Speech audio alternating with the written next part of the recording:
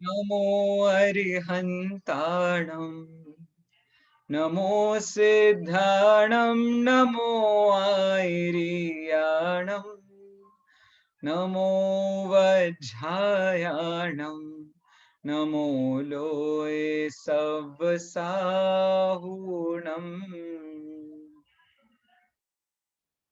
पिछले हफ्ते मैंने एक छोटा सा छंद आप सभी को पढ़ाया था, श्लोक पढ़ाया था। वो श्लोक आपको शेयर करता हूँ और फिर उस श्लोक का सामान्य अर्थ भी बताता हूँ।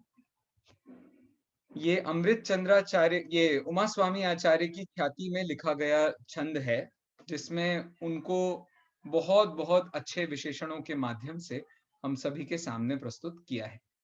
तो सबसे पहले उन्होंने कहा, तत्वार्थ सूत्र कर्तारम, जो तत्वार्थ सूत्र के कर्ता हैं। गृध्ध पिच्छोपलक्षितम, गृध्ध पिच्छ के नाम से जाने जाते हैं। वंदे, उन्हें मैं वंदना करता हूँ, नमस्कार करता हूँ।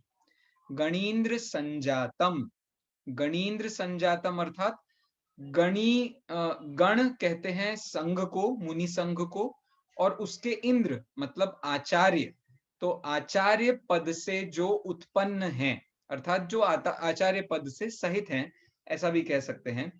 उमा स्वामी मुनीश्वरम, अर्थात उमा स्वामी मुनीश्वर को जो तत्वार्थ सूत्र के कर्ता हैं, गृध्ध पिच्छ के उपलक्षण से जाने जाते हैं और स्वयं वे बहुत बड़े आचार्य हैं, ऐसे उमा स्वामी मुनीश्वर को मैं नमस्कार करता हूँ, वंदना करता हूँ।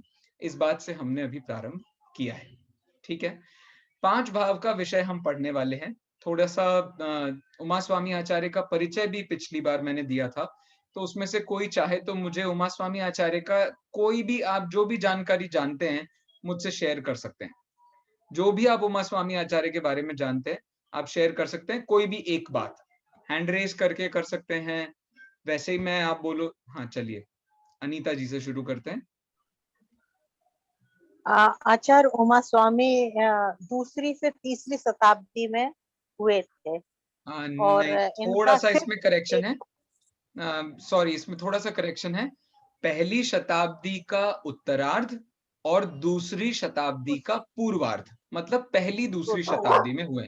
सॉरी, शताब्दी। करेक्ट, हाँ बीच में करेक्ट करने के हाँ लिए। हाँ, चलिए, ठीक। हाँ, ठीक है। ठीक है, ठीक और है, बोलिए। सिर्फ इन्होंने एक ही ये ग्रंथ, ग्रंथ लिखा है। हाँ, बहुत सिर्फ बढ़िया, एक ही बहुत ग्रंथ बढ़िया। लिखा है, मोक्ष मार्ग, मोक्ष शास्त्र इन्होंने मोक्ष तत्वार्थ सूत्र, जिसका दूसरा नाम मोक्ष शास्त्र भी नाम है, है, शास्त्र एक ही है। ग्रंथ लिखा है, ऐसा अनीता जी हमको बता रही हैं।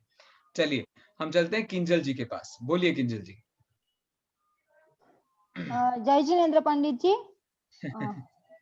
वो आचार्य उमा स्वामी कुंकुंद आचार्य के पट्ट शिष्य थे। हाँ, ऐसी भी एक बहुत मान्यता है कि ये पट्ट शिष्य माने जाते हैं। पट्ट शिष्य मतलब एक दो अलग अलग समझ लीजिए शिष्य हुए होंगे, उसके बाद मतलब एक आचार्य ने अपना पद किसी और को दिया, फिर उन्होंने किसी और को दिया, फिर उसने किसी और को दिया। इसको कहते हैं पट्ट। तो पट्ट का मतलब एक के बाद एक वो पद, जो आचार्य का पद है, वो किस व्यक्ति के पास रहा, उस व्यक्ति से उसको पट्ट कहते हैं। तो किंजल जी ने हमको बताया वो उनके पट्ट शिष्य थे। मतलब हो सकता है उनके बाद के बाद वाले होंगे या बाद के बाद के बाद वाले, ऐसे 2 आचार्यों के बाद या 3 आचार्यों के बाद वो हुए होंगे, ऐसा माना जा सकता है। बहुत बढ़िया, बहुत बहुत धन्यवाद किंजल जी। ममता जी के पास चलते हैं। बोलिए ममता जी।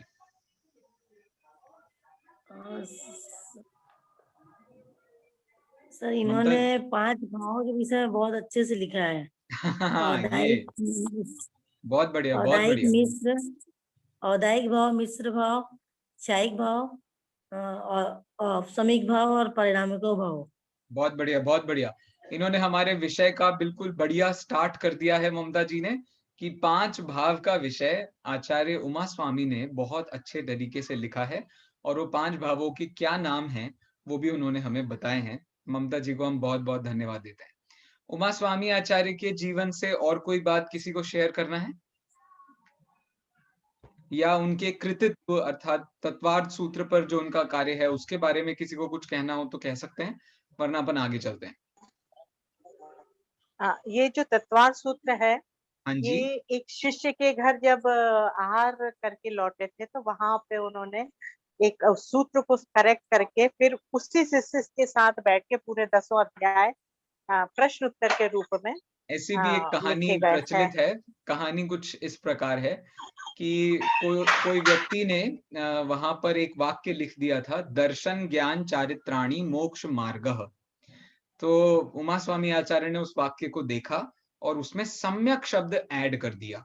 सम्यक शब्द ऐड करने के बाद सूत्र बन गया सम्यक दर्शन ज्ञान चारित्राणी मोक्ष मार्गः। तो उसने कहा कि आपने सम्यक शब्द क्यों ऐड किया? तो उन्होंने कहा अच्छा ठीक है, अच्छे से बताता हूं मैंने सम्यक शब्द क्यों ऐड किया।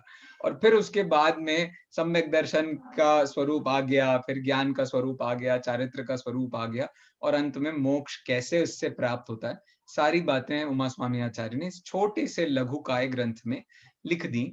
उनको हम शत शत प्रणाम करते हैं इस ग्रंथ के लिए। चलिए, और कोई कुछ कहना चाहता है? अनीता जी ने बहुत सारी बातें बता दी हैं। और कोई? हाँ, किंजल जी फिर से बोल रही हैं, बोलिए। जो महत्व वैदिकों में हिंदुओं का रहता है, बाइबल में नहीं, वैदिकों में कुरान का गीता का होता है। है, वैदिकों में गीता गीता का, वैदिकों में गीता का, हाँ, ईसाइयों में बाइबल का, मुसलमानों में कुरान का होता है। वही महत्व हमारे जैन समाज में तत्वार सूत्र का है। बहुत और वो बढ़िया, बहुत सर्वप्रथम संस्कृत भाषा में लिखा गया ग्रंथ था। जैन सर्वप्रथम संस्कृत भाषा में लिखा गया सबसे पहला ग्रंथ तत्वार्थ सूत्र माना जाता है। बहुत बढ़िया, बहुत बढ़िया। ऑलमोस्ट अधिकतर सारी बातें अपन ने कवर कर ली हैं। अब सीधे भाग करके अपन पहुंच रहे हैं अध्याय नंबर 2 पे। अध्याय नंबर 2 सूत्र नंबर 1 से हमारी बात चालू होने वाली है। पहले सूत्र में आचार्य देव ने 5 भावों के नाम बताए हैं। दूसरे सूत्र में उन्होंने सभी के कितने कितने भेद हैं उनकी संख्या बताई है। तीसरे में औपशमिक भाव, चौथे में क्षायिक भाव, फिर पांचवें में क्षयोपशमिक भाव, छठे में औदयिक भाव और सातवें में पारिणामिक भाव का स्वरूप बताया। और इसके बाद सीधे उन्होंने जीव का लक्षण बताया है। कोई मुझे बता सकता है, 5 भाव तो हम पढ़ने वाले हैं, लेकिन 5 भाव से पहले और 5 भाव के बाद में अपने को सब पता पड़ जाना चाहिए ना, इस दृष्टि से पूछ रहा हूं। 5 भाव जो लिखना स्टार्ट किया है दूसरे अध्याय में उमा स्वामी आचार्य ने, उससे पहले उन्होंने पहले अध्याय में क्या बताया था? उमा स्वामी आचार्य ने तत्वार्थ सूत्र के पहले अध्याय में किस चीज का वर्णन किया है? कोई बताएगा? हैंड रेज करके बताना है। जीव के विषय में। जीव का वर्णन नहीं कह सकते। जीव का वर्णन पहले अध्याय में नहीं हुआ है। कुछ भी तो नहीं बताया उन्होंने जीव के बारे में, बल्कि मोक्ष मार्ग बताया है, ये तो कह सकते हैं। और वो मोक्ष मार्ग जीव ही प्राप्त करता है, इस दृष्टि से जीव भी कह लो तो कोई बात नहीं है। लेकिन नहीं, ये इसका कंप्लीटली सही उत्तर नहीं है। चलिए, कोई और बोल रहा है कुछ? प्रमिला जी हमारे साथ हैं, राजकुमारी जी हैं, समकित हैं, कितने सारे लोग हैं। कोई तो बता दो भैया, इस भोले मानुस को कुछ तो बता दो। एक मिनट, कुछ और हैंड रेज हुए हैं। अच्छा चलिए, ऑलमोस्ट सिमिलर है। हाँ, प्रमिला जी बोल रही हैं, बोलिए प्रमिला जी। मोक्ष मार्ग के ऊपर बताया है पहला चैप्टर मोक्ष मार्ग के ऊपर बताया है, ऐसा नहीं कह सकते हैं। दर्शन ज्ञान चारित्राणी मोक्ष मार्ग। हाँ, ये तो पहला सूत्र है, लेकिन पहले सूत्र में उन्होंने मोक्ष मार्ग बताने से पहले उन्होंने, समझ लीजिए, पहले 2-3 सूत्रों में, मतलब पहले सूत्र के बाद 2-3-4 सूत्र में सम्यक दर्शन का वर्णन तो किया है, लेकिन सम्यक दर्शन के बाद उन्होंने ज्ञान और चारित्र का वर्णन नहीं किया है। ज्ञान का वर्णन बाद में, चारित्र का वर्णन बाद में करेंगे। ज्ञान का वर्णन भी ऑलमोस्ट यहाँ माना जा सकता है, ज्ञान का वर्णन भी किया है, लेकिन चारित्र का वर्णन आगे कर रहे हैं। तो पहला जो अध्याय है वो मेनली किसके बारे में बात कर रहा है? तो वो मेनली अधिगम के उपायों के बारे में बात कर रहा है। जो पहला अध्याय है तत्वार्थ सूत्र का, वो सम्यक दर्शन, सम्यक ज्ञान प्लस अधिगम के उपाय, इन सब के बारे में बात कर रहा है। ठीक है, इसके बाद स्टार्ट हुआ हमारा दूसरा अध्याय। दूसरा अध्याय के 7 सूत्र तक हम अभी पढ़ने वाले हैं।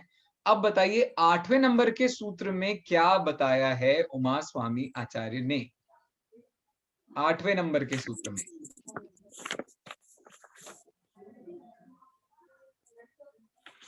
अरे देखो सब लोग बुक भी खोल रहे हैं, फटाफट जल्दी से देख के बता दो। जो चाहे वो पहले उत्तर दे सकता है, कोई जल्दबाजी नहीं है हमको। अच्छा चलो, उपयोग लक्षण है, जीव का उपयोग लक्षण है। Very good very good very good. उपयोगो लक्षणम। जिस हिसाब से हमने जीव अजीव नाम के पाठ में पढ़ा था कि जो जानता देखता है उसे जीव कहते हैं, जो सुख दुख का अनुभव करता है उसे जीव कहते हैं। इसके बाद भी अनेक पाठों में, कषाय वाले पाठ में भी जीव की परिभाषा आई थी, और भी स्थानों पर जीव की परिभाषा आती है। तो जीव की परिभाषा जो हम ज्ञान दर्शन के माध्यम से बताते हैं, उस जीव का लक्षण है उपयोग, और वो उपयोग ज्ञान दर्शन रूप होता है। इसीलिए आत्मा को जानने देखने वाला ऐसा कहा जाता है। ममता जी को मैं बहुत बहुत धन्यवाद देता हूं कि उन्होंने हमको इसके आगे का भी स्वरूप बता दिया। तो इससे हमको ये सीधी सीधी बात समझ में आ जाती है कि ये जो 5 भाव हैं, इन 5 भावों का स्थान क्या है। तो तत्वार्थ सूत्र के हिसाब से आपको जीव का स्वरूप यदि समझना है तो सबसे पहले आपको 5 भाव समझने पड़ेंगे, वरना आपको जीव का स्वरूप नहीं पता चलेगा। कौन से वाले जीव का स्वरूप? ऐसे जीव का स्वरूप जो संसार में रहता है, संसार से परे होता है, मोक्ष जाता है, मोक्ष से परे होता है, ऐसे जीव का स्वरूप आपको समझ में आना चाहिए। दूसरा, मोक्ष जाना एक भावात्मक प्रक्रिया है। फिर से बोलता हूं, मोक्ष जाना एक भावात्मक प्रक्रिया है, क्योंकि शरीर से कोई मोक्ष नहीं जाता है, शरीर को तो छोड़ करके व्यक्ति मोक्ष जाता है। तो कैसे मोक्ष जाना होता है? तो भावों के माध्यम से मोक्ष होता है। भावों के कारण से संसार होता है और भावों के कारण से मोक्ष होता है। तो इस संसार मोक्ष की अवस्था को पूरी तरीके से बताने का काम करने के लिए उमा स्वामी आचार्य ने इन 7 सूत्रों को बड़ी कृपा करके रचा है। सबको बात समझ में आ गई कि ये 7 सूत्र क्या बता रहे हैं? तो ये 7 सूत्र इससे पहले जो अधिगम के उपाय बताए गए थे, जो सम्यक दर्शन सम्यक ज्ञान का स्वरूप बताया गया था, उसको सही सही समझने के लिए संसार का कारण भी भाव ही है और मोक्ष का कारण भी भाव ही है, इस बात की सिद्धि करने के लिए आचार्य देव ने 5 भाव का चैप्टर हमको पढ़ाना स्टार्ट किया है। ठीक है, आगे बढ़ता हूं, बिल्कुल ज्यादा देर नहीं लूंगा और सीधे चालू करता हूं। सबसे पहला सूत्र जो हमारे सामने आ रहा है, उस सूत्र का मैं एक बार पाठ करता हूं। इसके आगे शायद मैंने सूत्र नहीं लिखे हैं तो आसानी से याद हो जाएंगे सभी। मेरे पीछे मन में एक बार दोहरा सकते हैं या बोल भी सकते हैं चाहे तो। चलिए, औपशमिक्षायिकौ भावौ औपसमीक्षायिकौ भावौ मिश्रश्च जीवस्य, मिश्रश्च जीवस्य, बहुत बढ़िया, स्वतत्वमौदैक पारिणामिकौ च, स्वतत्वमौदैक पारिणामिकौ च। वाह वाह, बहुत बढ़िया, बहुत बहुत सुंदर। चलिए, ममता जी को पुनः मैं धन्यवाद देता हूं। तो आप सबने उच्चारण करके देखा होगा। देखिए, इस सूत्र को देखें तो आपको सीधे सीधे 5 वर्ड, 5 नहीं, 1 2 3 4 5 6 7 8 वर्ड्स आपके ख्याल में आने चाहिए। इस सूत्र में 8 वर्ड्स हैं। ठीक है, पहला वर्ड है औपशमिक्षायिकौ, ये 2 वर्ड्स हो गए। भावौ, औपशमिक्षायिक क्या है? भाव हैं। ठीक है, मिश्रश्च, मिश्र भी भाव है। ठीक है, किसके? ये प्रश्न खड़ा हुआ तो उन्होंने जवाब दिया जीवस्य। ये किसके भाव हैं? जीव के भाव हैं। तो जीव के भाव तो बहुत सारे प्रकार के होते हैं, मतलब खाना पीना उठना बैठना, ये सब भी जीव के भाव हैं। तो उन्होंने कहा नहीं नहीं, ये जीव के भाव नहीं है, ये तो जीव के पर भाव हैं। तो आप कौन से भाव बता रहे हो? तो हम जीव के स्वतत्व बता रहे हैं। अर्थात जीव के हम उसके स्वयं के भावों को बता रहे हैं, स्वतत्व को बता रहे हैं। कैसे हैं ये स्वतत्व? औदयिक पारिणामिकौ च। तो पीछे औपशमिक क्षायिक आया था, उसमें प्लस किया हमने मिश्र, और फिर ये च आया लास्ट में, उसमें प्लस किया तो औदयिक पारिणामिक। ऐसे टोटल मिलाकर के हो गए 5 भाव। तो इस पूरे सूत्र में भाव की परिभाषा भी आई है और भाव के भेद भी आए हैं। क्या परिभाषा आई है भाव की? भावौ जीवस्य स्वतत्वम। भाव क्या है? तो जीव का स्वतत्व है। कौन कौन से होते हैं ये?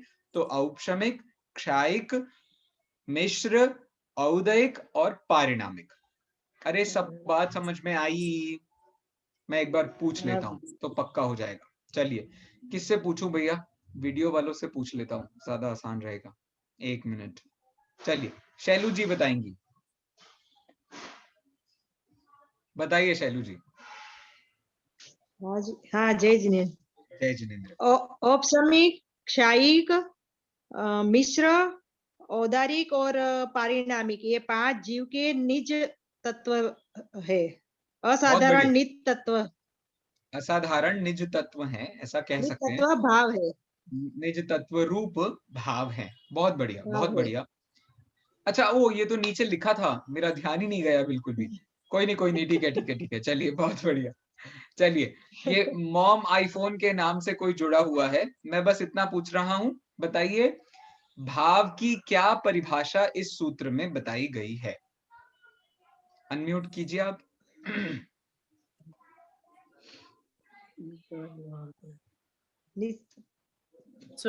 स्वतत्व।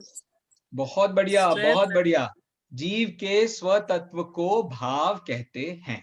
तो जीव के स्वतत्व, देखो यहाँ कितनी बड़ी बात कह रहे हैं। यहाँ अध्यात्म की बात नहीं चल रही है। आपको ये नहीं बता रहे हैं स्वतत्व मतलब आहा हा अपनी शुद्ध आत्मा, अरे वाह, ये नहीं बता रहे हैं।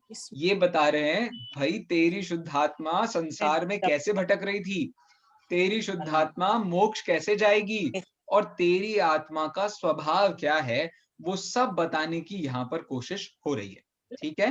तो इन्होंने क्या कहा? जीव के स्वतत्व को भाव कहते हैं और ये भाव 5 प्रकार के होते हैं। अदिति बताइए, 5 प्रकार के भाव कौन कौन से हैं? औपशमिक, क्षायिक, मिश्र, पारिणामिक और औदारिक। अरे लाइन से फिर से।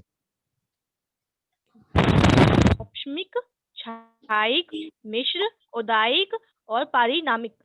बहुत बढ़िया, बिल्कुल लाइन से इन्होंने दिए हैं। और तरीका भी कितना इंटेलिजेंट है। अभी एक एक शब्द पर बात मैं अभी नहीं कर सकता हूं, फिर भी आपको हिंट देता हूं। औपशमिक और क्षायिक का एक जोड़ा बनाया उन्होंने। इस जोड़े में उन्होंने मिश्र को जोड़ा और फिर इन तीनों के जोड़े में औदयिक और पारिणामिक को जोड़ा। इसके हिसाब से आप देखो तो आपको ये बात साफ समझ में आ जाएगी। सबसे कम जीवों की संख्या होती है औपशमिक भाव में, उससे ज्यादा जीव क्षायिक भाव में है, उससे ज्यादा जीव मिश्र भाव में है, मिश्र भाव से ज्यादा जीव औदयिक भाव में है, और औदयिक भाव से ज्यादा जीव पारिणामिक भाव हैं। इस कारण से उन्होंने ये क्रम बहुत ही लॉजिकली तैयार किया है। ठीक है। अभी आगे अपनी बात होगी तो आपको फिर से ये बात समझ में आएगी। अभी मैं चलता हूं और अपन बात कर रहे हैं औपशमिक भाव किसे कहते हैं। ठीक है। उससे पहले आपको भाव की परिभाषा अच्छे से समझ में आ जाए, इसकी दृष्टि से यहाँ भावों के 2 भेद किए हैं। भावों के 2 भेद कौन से हैं? पहला भेद है कर्मोपाधि सापेक्ष भाव। ठीक है। पहला भेद है कर्मोपाधि सापेक्ष भाव और दूसरा भेद है कर्मोपाधि निरपेक्ष भाव। ठीक है, ख्याल में आती है बात? कर्मोपाधि सापेक्ष और कर्मोपाधि निरपेक्ष। कर्मोपाधि सापेक्ष का मतलब होता है जिसमें कर्म का कोई ना कोई संबंध हो, उसको कर्मोपाधि कहते हैं। और जहां कर्म के साथ कोई संबंध ही ना हो, उसको कहते हैं कर्मोपाधि निरपेक्ष भाव। ठीक है। तो कर्म का संबंध किस किस से है? तो कर्मों के उपशम से होता है औपशमिक भाव, कर्मों के क्षय से होता है क्षायिक भाव, कर्मों के क्षयोपशम से होता है क्षयोपशमिक भाव, और कर्मों के उदय से होता है औदैहिक भाव। अरे बात समझ में आ गई? हाँ, लेकिन एक भाव है जिसको हम पारिणामिक भाव कहते हैं। वो पारिणामिक भाव किसी भी कर्म के कारण नहीं होता है, वो कर्म का परिणाम नहीं है, वो जीव का परिणाम है, उसका कर्म से कोई संबंध नहीं है। कहने का मतलब संसार अवस्था हो, मोक्ष अवस्था हो, संसार में निगोद अवस्था हो, बड़े से बड़े सर्वार सिद्धि के देव की अवस्था हो, सारी की सारी अवस्थाओं में ऐसा भाव जो अनचेंज्ड, बिना किसी परिवर्तन के आपके साथ हमेशा टिका रहता है, बना रहता है, उस भाव को कहते हैं पारिणामिक भाव। बात समझ में आ गई भैया सबको? अरे हाँ जी की ना जी? ममता जी क्लियर है? चले आगे। बस एक बार धीरे धीरे बताइए। आवाज आवाज भी क्लियर नहीं आ रही। हाँ ठीक है, मैं फिर से बोलता हूँ। भाव को हमने दो अलग अलग टाइप्स में डिवाइड किया है। पहला डिवाइड किया है कर्मोपाधि सापेक्ष और दूसरा डिवाइड किया है कर्मोपाधि निरपेक्ष।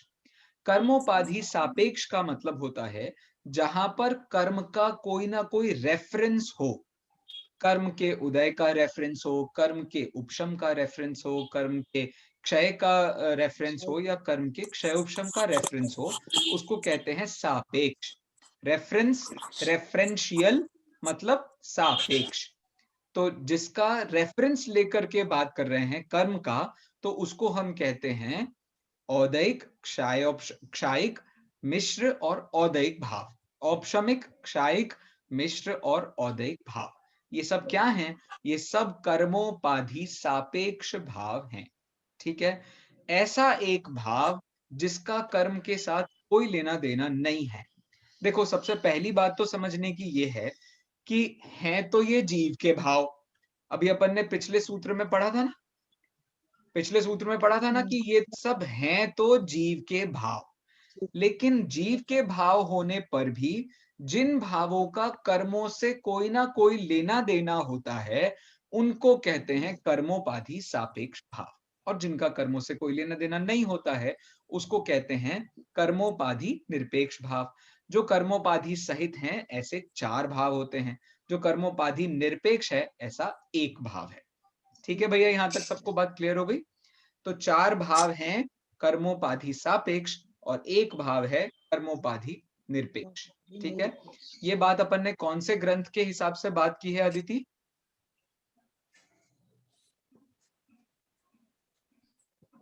पंचास्तिकाय संग्रह। हाँ, वेरी गुड। पंचास्तिकाय संग्रह में 56 नंबर की गाथा की जो टीका है, टीका समय व्याख्या नाम की टीका। अच्छा, कोई बता सकता है मुझे इस समय व्याख्या नाम की टीका किसने लिखी है? ये समय व्याख्या नाम की टीका। अच्छा, उससे पहले पंचास्तिकाय संग्रह नाम का जो ग्रंथ है वो किसने लिखा है? उन्नति बताएंगी या संकेत बताएगा? अरे नहीं, सब नहीं बोलेंगे। अरे नहीं, बच्चे बोलेंगे पहले। हाँ बताओ बताओ। समकित है ना अपने साथ? समकित भी है, और वो और एक बच्ची भी थी ना, मुझे दिख नहीं रही है वो। या कोई भी और बताना, जिसने अभी तक कोई उत्तर नहीं दिया हो वो बता दे मुझे, पंचास्तिकाय ग्रंथ किसने लिखा है? समकित कहाँ हो बेटा? दिख नहीं रहे आप मुझे।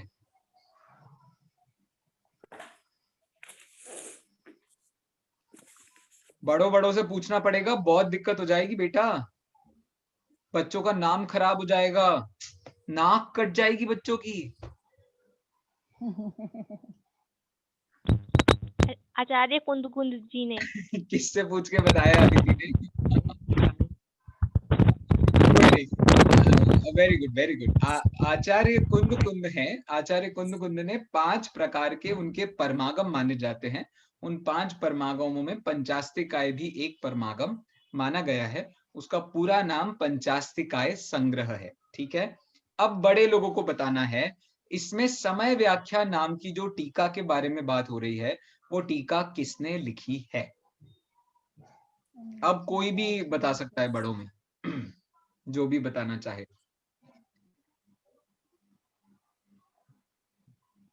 अरे हाँ, किंजल जी बोलिए बोलिए बोलिए किंजल जी। जय जिनेन्द्र पंडित जी, आचार्य अमृतचंद्र देव ने। क्या बात है, क्या बात है, क्या बात है। इस ग्रंथ पे जो जयसेनाचार्य हैं, उन्होंने जो टीका लिखी है उसका नाम तो है तात्पर्य वृत्ति, लेकिन ये जो समय व्याख्या नाम की टीका है वो अमृत चंद्राचार्य ने लिखी है। बहुत बढ़िया किंजल जी, आज तो आपने दिन बना दिया मेरा, वाह बहुत बढ़िया। अब चलते हैं हम औपशमिक भाव की तरफ। औपशमिक भाव को, जैसा कि अभी आपको पहले बताया था कि इसके दो देखने के नजरिए है, तो ये आत्मा का भाव लेकिन है कर्मोपाधि सापेक्ष। इसीलिए इस भाव को अपन दो अलग अलग एंगल से देख रहे हैं। पहला एंगल है आत्मा की मुख्यता से और दूसरा एंगल है कर्मों की मुख्यता से। आत्मा की मुख्यता से देखें तो आत्मा में जो व्यक्ति लीन हो जाता है वो अपने पुरुषार्थ के द्वारा जो शुद्ध परिणामों को प्राप्त करता है उसको कहते हैं औपशमिक भाव। ये औपशमिक भाव श्रद्धा संबंधी भी होते हैं और चारित्र संबंधी भी होते हैं। अरे बात समझ में आती है? जो भी दुनिया में गंदगी थी, जो भी मल था, जो भी दोष थे, उन सब दोषों पर पर्दा जो डाल देता है, जो उन सब दोषों को चुपचाप बिठा देता है, उनको रोक देता है, उनको दबा देता है, ऐसे व्यक्ति के उन परिणाम जिनके माध्यम से जो भावमल है, भावमल का नाम कोई मुझे बता सकता है? भावमल किसे कहते हैं?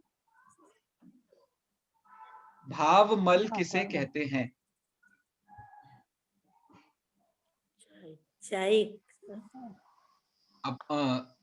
इसका ना अपार नाम होगा ना मेरे ख्याल से, अपार जी बताएंगे भावमल किसको कहते हैं? भावमल या भाव पाप, अपन लोगों ने पढ़ा है ना, वहां 4 मंगल वाले पाठ में भी पढ़ा था। भावमल किसे कहते हैं? चलो मैं बोलता हूं, भावमल कहते हैं मोह, राग और द्वेष को। किसको कहते हैं? मोह, राग और द्वेष को भावमल कहते हैं। मैं 1 मिनट में आया।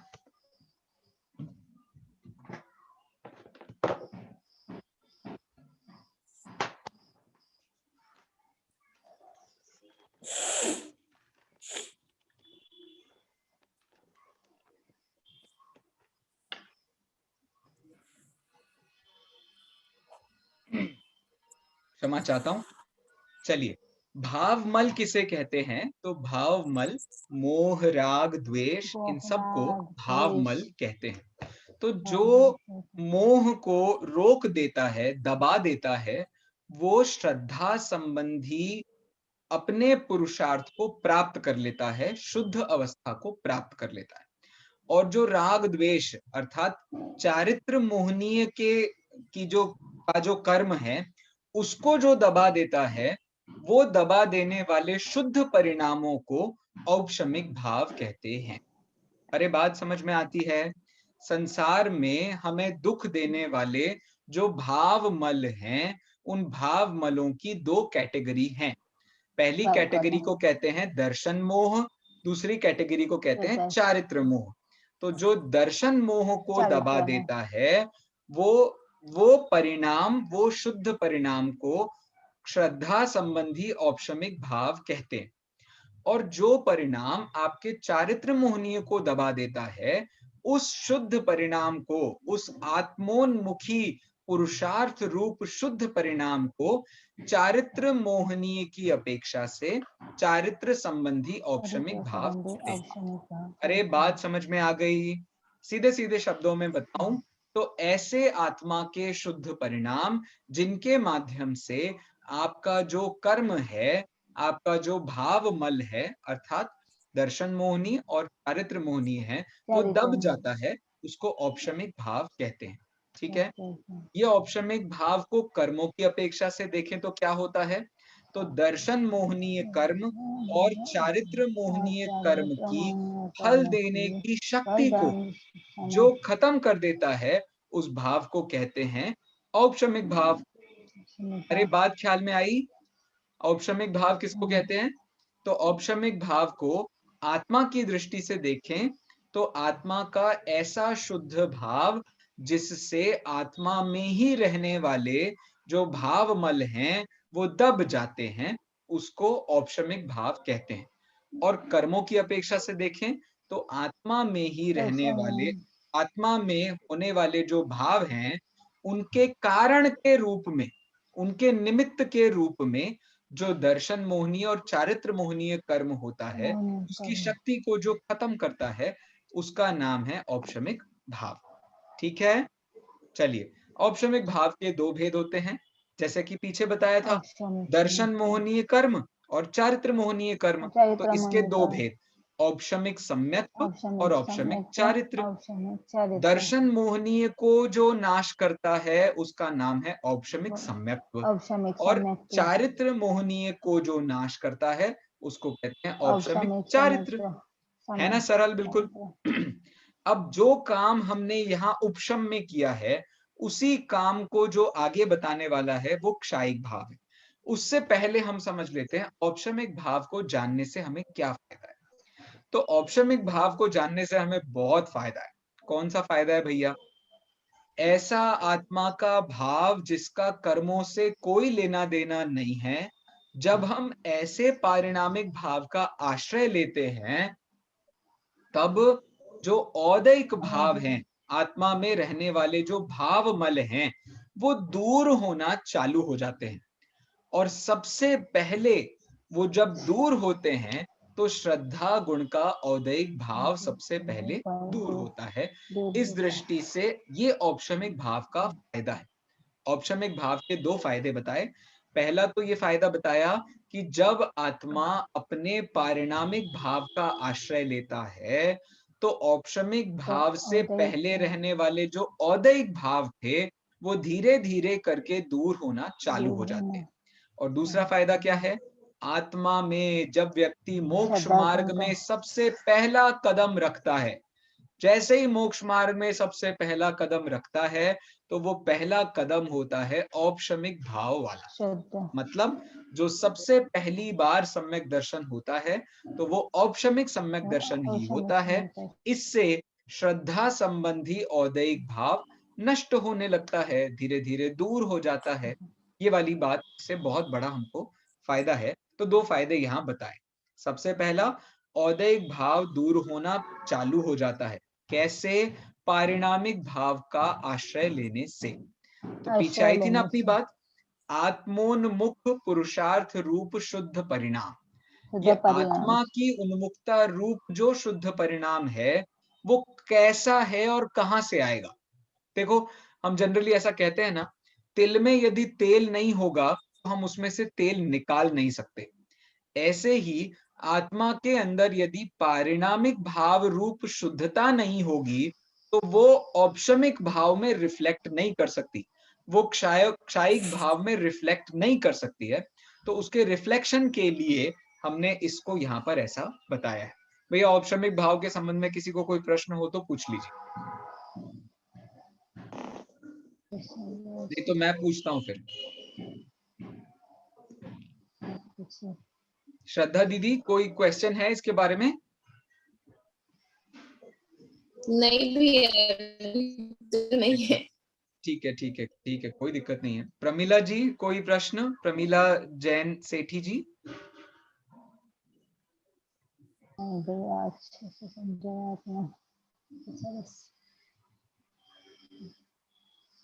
मेरे ख्याल से नहीं। चलिए, तो किसी को कोई शंका नहीं है, अपन आगे बढ़ जाते हैं। औपशमिक भाव, आत्मा का शुद्ध परिणाम, क्या होता है इससे? चारित्र और श्रद्धा में इसके संबंधी जो भावमल हैं अर्थात औदैक भाव है वो दब जाते हैं। कौन कौन से होते हैं इससे रिलेटेड कर्म?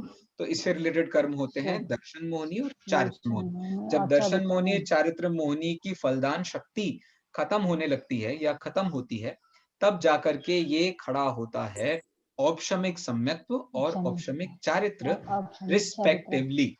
रिस्पेक्टिवली मतलब पहले कर्म का पहले भाव से संबंध और दूसरे कर्म का दूसरे भाव से संबंध। मतलब पहला जो दर्शन मोहनीय कर्म था उसका अभाव होने पर क्या प्रकट होगा? तो औपशमिक सम्यक्त्व प्रकट होगा। औपशमिक सम्यक और तो चारित्र मोहनीय का अभाव होगा तो क्या प्रकट होगा? औपशमिक चारित्र। औपशमिक अब यदि चारित्र। आप में से किसी ने गुणस्थान पढ़े हैं तो कोई मुझे बता सकता है ये औपशमिक सम्यक्त्व कौन कौन से गुणस्थान में हो सकता है? हाँ जी बोलिए किंजल जी। दूसरे वाले चौथे गुणस्थान से स्टार्ट होता है, फिर 11वें तक उपशम श्रेणी। ये तो आपने बताया कि औपशमिक भाव कहाँ कहाँ हो सकता है। औपशमिक हाँ। सम्यक्त्व चौथे, पांचवें, छठवें, सातवें गुणस्थान में हो सकता है। और औपशमिक चारित्र को वैसे तो सिर्फ 11वां गुणस्थान है, लेकिन उसको जब गिना जाता है तो श्रेणी को मिलाकर के गिनते हैं। तो 8वां, 9वां, 10वां और 11वां 10वां इसको और औपशमिक 11वां। चारित्र का गुणस्थान कहते हैं। इन सबको जोड़ दो तो किंजल जी ने जो जवाब दिया वो सही दिया। चौथे से लेकर 11वें तक औपशमिक भाव होता है। चलिए इसके बाद चलते हम क्षायिक भाव की तरफ। क्षायिक भाव किसे कहते हैं? तो जो बात हमने औपशमिक भाव में पढ़ी थी बिल्कुल सेम किस्म की बात यहाँ आपको पढ़ने को मिलेगी, लेकिन वहां पर देखिए एक विशेष शब्द का प्रयोग किया था। आप इसमें देखना ध्यान से, यहाँ अनुद्भव वर्ड ध्यान से देखिए, सबसे लास्ट वर्ड है इस पीपीटी की स्लाइड पर, अनुद्भव। अनुद्भव मतलब दबना। अनुद्भव का मतलब होता है दबना। लेकिन यहाँ क्षायिक भाव में लास्ट वर्ड देखिए तो नाश होना। तो क्षायिक भाव में विशेष बात क्या है कि इसमें नाश होना इंपॉर्टेंट हो जाता है। ठीक है भैया, बाकी सारी बातें ऑलमोस्ट सेम है। सबसे पहली बात क्या है? आत्मा की जब उन्मुखता होती है तो व्यक्ति महापुरुषार्थ रूप शुद्ध परिणामों से इस भाव को प्राप्त करता है। या यूं कहूं कि जब आपकी सारी अशुद्धता को नाश करने की शक्ति जिस भाव में है उस भाव का नाम है क्षायिक भाव। सभी गुणों में अशुद्धता का अभाव होकर के, सभी गुणों में मतलब जिनमें अशुद्धता थी जिनमें अशुद्धता थी उन गुणों की अशुद्धता का अभाव करके जो पूर्ण शुद्धता रूप अवस्था प्राप्त हुई है उसका नाम है क्षायिक भाव। इसके बाद देखिए अब क्षायिक भाव के भेद बताते हैं। तो क्षायिक भाव के कितने भेद हैं?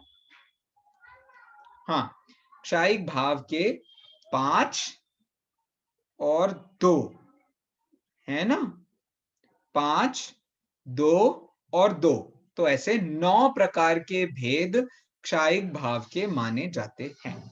ठीक है, कौन कौन से 9 प्रकार के भेद हैं? केवल दर्शन, केवल ज्ञान, फेमस है ये तो बहुत, केवल ज्ञान तो बहुत फेमस है। केवल दर्शन और केवल ज्ञान ये दोनों साथ में ही पैदा होते हैं। फिर क्या है? क्षायिक दान, लाभ, भोग, उपभोग, वीर्य। कौन से वाले? क्षायिक वाले, क्षायोपशमिक वाले नहीं, क्षायिक वाले। फिर इसके बाद क्या है? इसके बाद क्षायिक सम्यक्त्व और क्षायिक चारित्र। तो समझ लीजिए जो क्षायिक भाव की अवस्था है वो कब प्राप्त होती है जीव को? तो ये क्षायिक भाव की अवस्था प्राप्त होती है 13वें गुणस्थान में। 13वें गुणस्थान में क्षायिक भाव प्राप्त होता है। और क्षायिक का मतलब क्या होता है? जिसका जो ऐसे क्षय से प्राप्त हुआ है कि जिसके कारण उस भाव का कभी क्षय नहीं होता। क्षायिक भाव मतलब जिस भाव का कभी भी क्षय नहीं होता। आप कहोगे यार इसका नाम क्षायिक भाव है या अक्षायिक भाव है? आप तो कह रहे हो इस भाव का कभी क्षय नहीं होता, तो क्षय नहीं होने को क्षायिक कहते हैं या क्षय नहीं होने को अक्षायिक कहते हैं? अरे भाई कर्मों के रिस्पेक्ट से बात कर रहे हैं। कर्मों का ऐसा क्षय हो गया है कि अब वो कभी भी दोबारा आत्मा को परेशान नहीं करेंगे, इसका नाम है क्षायिक भाव। अरे बात समझ में आती है? ये जो क्षायिक नाम है ये कर्मों की अपेक्षा से नाम रखा गया है, इसलिए क्षायिक भाव मतलब जो कर्मों के नाश करने से अवस्था पैदा हुई है उसको हम क्षायिक भाव कहते हैं। इसको हम 9 तरीके से समझते हैं।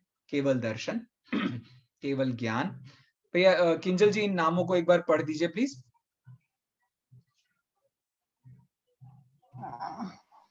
केवल दर्शन, केवल ज्ञान, क्षयिक दान, क्षयिक लाभ, क्षयिक भोग, क्षयिक उपभोग, क्षयिक वीर्य, क्षयिक सम्यक्त्व और क्षयिक चारित्र। बहुत बढ़िया। तो ये 9 क्या हो गए? ये 9 क्षयिक क्षयिक भाव भाव के के भेद, भेद भाव बन के गए। भेद। ठीक है, बहुत बढ़िया। अब आप मुझे किंजल जी आप ही बताओ, इस भाव को पढ़ने से फायदा क्या है? इस भाव को पढ़ने से यह ज्ञात होता है कि जब हम भी अपने आत्म सन्मुख पुरुषार्थ करेंगे तो ये जब ख्याल में होगा कि ये पूर्णता कैसे प्राप्त होगी, तो इस भाव से हमें मालूम पड़ता है कि हमें इतना पुरुषार्थ करना है कि हमें अर्यंत सिद्ध दशा को प्राप्त करना है। देखो, ये हमारा लक्ष्य है। किंजल जी के मन की बात मैंने देखो पहले से ही पढ़ ली थी। मुझे पता था कि किंजल जी यही जवाब देने वाली हैं, तो देखो मैंने पहले से ही यहाँ लिख दिया था। क्या लिखा है? अप्रतिहत पुरुषार्थ से, मतलब ऐसे पुरुषार्थ से जो कभी भी किसी के द्वारा नष्ट नहीं किया जा सकता। ऐसे अप्रतिहत पुरुषार्थ से जो जीव अपनी आत्मा के पारिणामिक भाव का आश्रय लेता है, तो आश्रय लेने से सारे विकारों का नाश हो जाता है। ये बात पता पड़ जाने से हमें इतनी शक्ति पैदा होती है और उस पारिणामिक भाव पर इतना विश्वास पैदा होता है कि हम सारे विकल्पों को छोड़ करके, सारे दुनिया भर के जंजाल को छोड़ करके एकमात्र आत्मा के ध्यान में मग्न हो जाते हैं, जिससे सम्यक्त्व की प्राप्ति होती है, सम्यक ज्ञान की प्राप्ति हो, सम्यक चारित्र की प्राप्ति होती है और हम सब मुक्त दशा को पा लेते हैं। और इस मुक्त दशा का ही तो दूसरा नाम क्षयिक भाव है। इस दृष्टि से क्षयिक भाव को जानने से हमको बहुत फायदे हैं। ठीक है, इसके बाद हम चलते हैं क्षयोपशमिक भाव। आज हम क्षयोपशमिक भाव के बारे में बात बस यहीं तक करेंगे, फिर औदयिक और पारिणामिक के बारे में हम अपनी अगली कक्षा जो कि कल होगी उसमें करेंगे। ठीक है, तो क्षयोपशमिक भाव किसे कहते हैं? यहां भी देखो, ध्यान देने वाली बात इतनी सी है, यहां भी हम औपशमिक भाव में भी हमने कहा था आत्मोन्मुख पुरुषार्थ रूप शुद्ध परिणाम से। ठीक है, क्षयिक भाव में लिखा था महापुरुषार्थ रूप शुद्ध परिणाम से। यहां लिखते हैं आत्मोन्मुख पुरुषार्थ से श्रद्धा चारित्र आदि अन्य गुणों की आंशिक शुद्धि की अवस्था। वहां पूरी तरीके से शुद्ध परिणाम लिखे थे, यहां लिखा है आंशिक शुद्धि, मतलब एक रेफरेंस में शुद्धि होती है, पार्शियल शुद्धि होती है, पूरी शुद्धि नहीं होती है। और दूसरी बात क्या कही, आत्मा के संबंध में उसका ज्यादा लेना देना नहीं है। वो अवस्था क्या है कि जो हमारे दर्शन, ज्ञान और वीर्य, ये 3 प्रकार के गुण होते हैं, इनकी अनादि काल से मोक्ष होने से पहले तक जो अवस्था होती है उसको क्षयोपशमिक भाव कहते हैं। फिर से बोलता हूं, अनादि काल से लेकर और मोक्ष जाने से पहले पहले तक जो ज्ञान, दर्शन और वीर्य की अवस्था होती है उसको हम क्या कहते हैं? उसको हम क्षयोपशमिक भाव कहते हैं। ठीक है, तो आत्मा की मुख्यता से कहें तो 2 बातें हैं। पहला, ज्ञान, दर्शन, वीर्य की अनादि काल से आज तक जो सिचुएशन बन रही है उसका नाम क्षयोपशमिक भाव है, एक बात। दूसरा, जब हम आत्मा की उन्मुक्ता के पुरुषार्थ की दृष्टि से देखते हैं तो चारित्र और श्रद्धा आदि गुणों की जो आंशिक शुद्धि का कारण बनता है, जो आंशिक शुद्धि स्वरूप होता है, उसको हम क्षयोपशमिक भाव कहते हैं। अरे बात समझ में आ गई? कर्मों की दृष्टि से कहा जाए तो जिसमें कर्मों का क्षयोपशम होता है उसे क्षयोपशमिक भाव कहते हैं।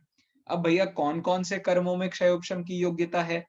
तो 4 प्रकार के घातिया कर्मों में ही क्षयोपशम की अवस्था है, अघातिया कर्मों में क्षयोपशम की योग्यता नहीं है। ज्ञानावरणी, दर्शनावरणी, मोहनीय और अंतराय। ज्ञानावरणी, दर्शनावरणी और अंतराय, इन तीनों की बात करें तो जो ऊपर नीचे वाला पॉइंट दिया था ना, ज्ञान, दर्शन, वीर्य की अनादिकालीन अवस्था, वो वाला पॉइंट का संबंध है ज्ञानावरणी, दर्शनावरणी और अंतराय से। और जो ऊपर श्रद्धा और चारित्र वाली बात कही गई थी उस श्रद्धा चारित्र वाली बात का संबंध किससे है? मोहनीय से। अरे बात समझ में आती है। 4 घातीय कर्म होते हैं, उन 4 घातीय कर्मों का किससे संबंध होता है? तो ज्ञानावर्णी का संबंध ज्ञान से, दर्शनावर्णी का संबंध दर्शन से और अंतराय का संबंध वीर्य से होता है। तो इसीलिए अनादि काल से ज्ञानावर्णी, दर्शनावर्णी और अंतराय ने हमारे को कभी इतना परेशान नहीं किया कि हमारी आत्मा का कोई भी ये जो जानना, देखना और वीर्य संबंधी गुण है वो आंशिक रूप में भी प्रकट न हुआ हो। अर्थात अनादि काल से हमें थोड़ा बहुत ज्ञान तो हमेशा होता ही है, चाहे हम निगोदिया की अवस्था में चले जाएं, तिर्यंचों के 1 इंद्रियों में चले जाएं, 2 इंद्रियों में चले जाएं, कहीं भी चले जाएं, हमको थोड़ा बहुत ज्ञान तो हमेशा होता ही है। ठीक है, ये ज्ञानावरण, दर्शनावरण और अंतराय के बारे में बात हुई। बचा कौन सा कर्म? मोहनीय।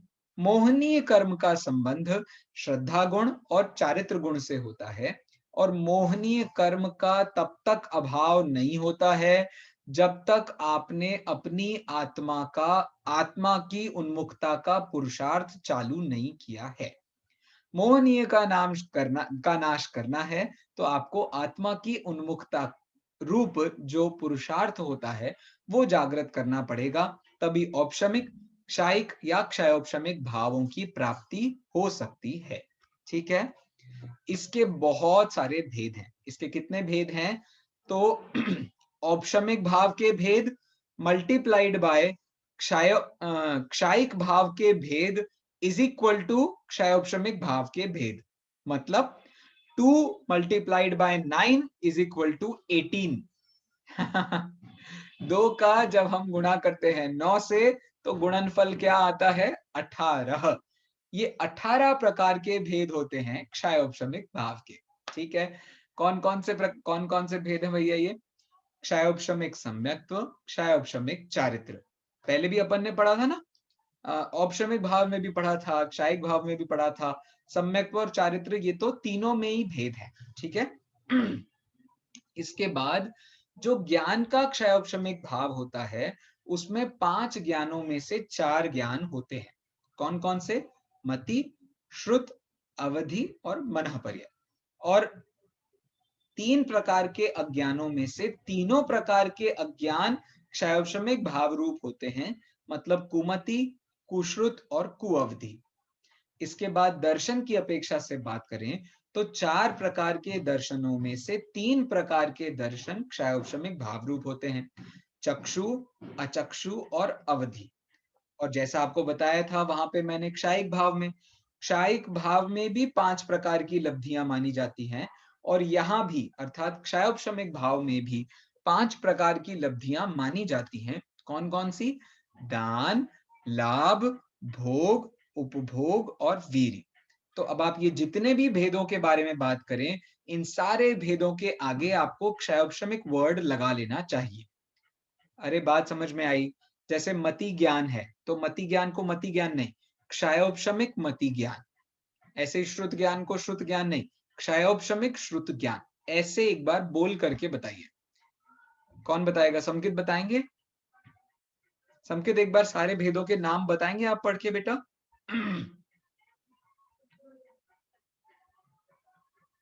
चलो मेरे ख्याल से नहीं। हाँ बोलो बोलो बोलो बोलो बोलो बोलो संकित। औपशमिक, क्षयोपशमिक सम्यक्त्व, क्षयोपशमिक चारित्र। और आगे आगे पढ़ो ना बेटा। ज्ञान, मति, श्रुत, अवधि, मनःपर्यय। बहुत बढ़िया। ज्ञान, कुमति, कुश्रुत, कुअवधि, दर्शन, चक्षु, अचक्षु, अवधि, लब्धि, दान, लाभ, भोग, उपभोग, वीर्य। वेरी गुड, थैंक यू संकेत। चलो अदिति जी, ये सारे के सारे जो भी अपने ये नाम हैं, इन सब में क्षयोपशमिक वर्ड ऐड करके फिर इन सब नामों को बोलिए।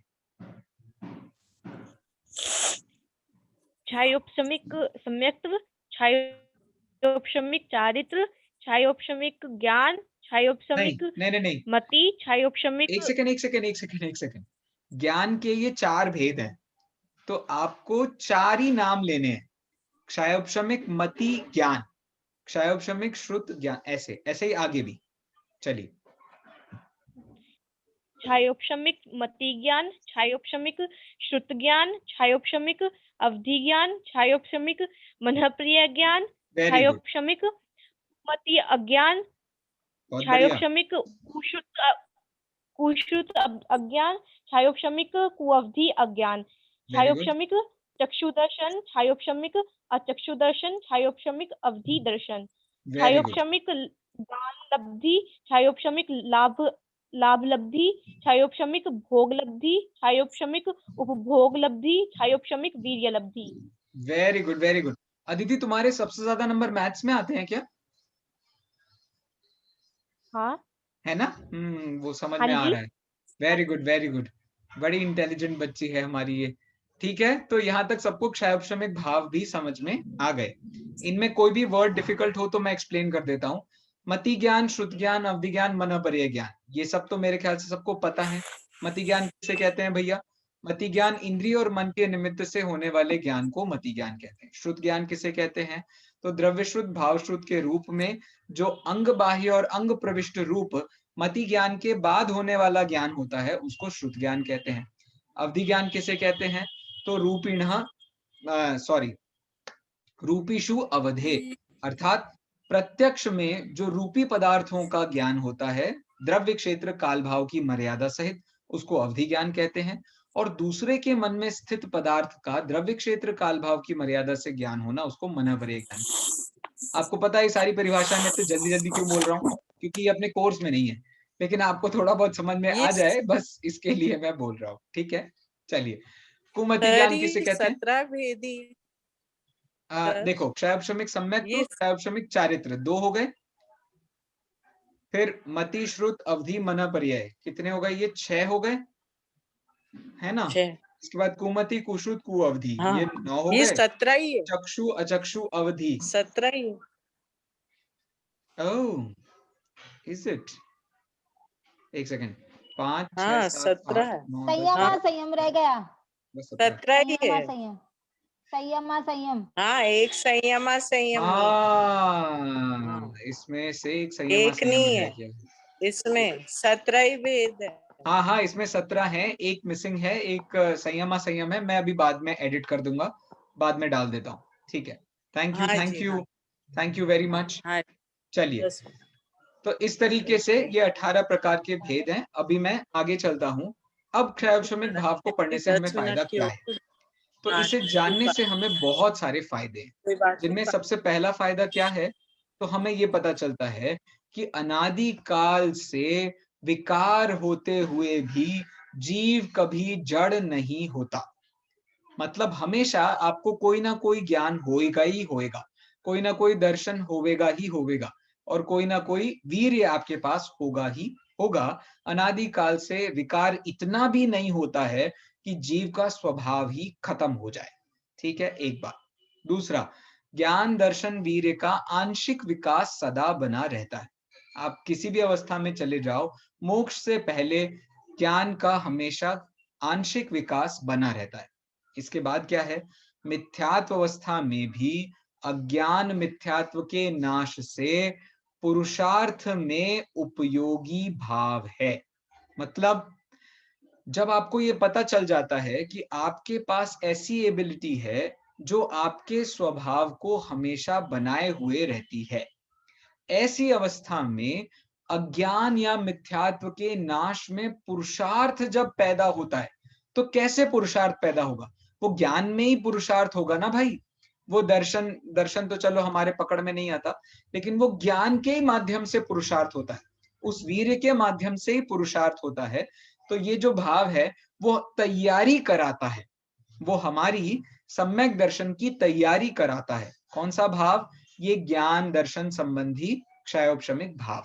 ठीक है, और अंतिम बात, सच्ची समझ के बाद जैसे जैसे सत्य पुरुषार्थ बढ़ता जाता है, वैसे वैसे जो संसार के दोष हैं, संसार की विकृतियां हैं, जो संसार में मोह है, उसका क्रमशः दूर होता चला जाता है।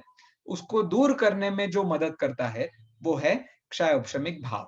औपशमिक भाव तो कर्मों को दबा देता है, लेकिन क्षयोपशमिक भाव उन कर्मों को धीरे धीरे करके ला ला के उनको नष्ट करता जाता है और फिर अंत में जाकर के उन सब का क्षय हो जाता है।